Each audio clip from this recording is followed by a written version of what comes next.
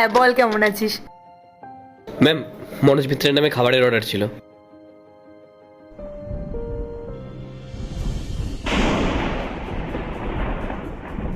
এই নিন টাকা। এ কি, এটা পায়েল না? হ্যাঁ পায়েলই তো।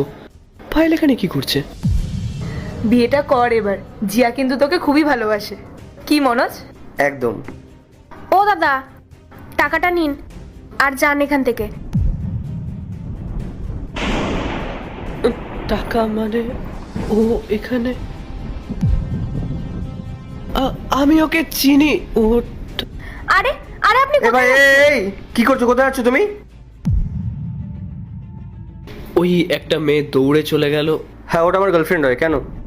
আপনার গার্লফ্রেন্ড হয়? তাহলে আমি ভুল দেখলাম।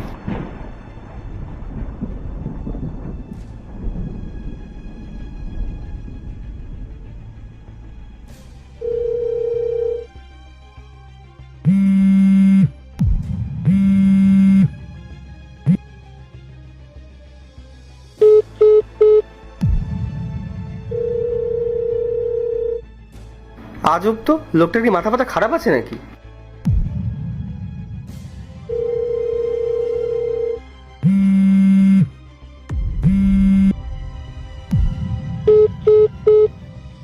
এ ভাই, কি করছো এটা? বাড়ির ভেতর ঢুকে গেছো, কাকে ফোন করছো? চাইছোটা কি তুমি?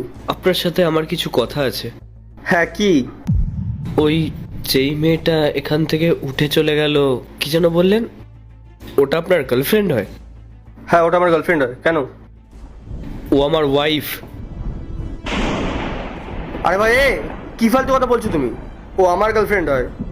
আমি কোনো ফালতু কথা বলছি না, আমি সত্যি কথা বলছি। ও আমার ওয়াইফ হয়। ওর নাম পায়েল। আচ্ছা, তুমি যে সত্যি কথা বলছো তার কি প্রমাণ আছে? আপনার যদি আমার কথা বিশ্বাস না হয় তাহলে আপনি ওকে ডাকুন, তাহলেই সব সত্যিটা সামনে চলে আসবে। এই শোনো, আমি না কোনো কিছু সামনে আনতে চাই না, আর আমি তোমার জন্য ওকে ডিস্টার্ব করতে পারবো না। তুমি এখন চলে যাও এখান থেকে। আপনার যখন ওর উপর এতটাই বিশ্বাস, তাহলে আপনি ওনাকে একবার ডাকুন। এ তো বিরাট ঠাটা ছেলে। ঠিক আছে, দাঁড়াও। পায়েল, একটু এদিকে আসো তো। হ্যাঁ বলো। একে তুমি চেনো?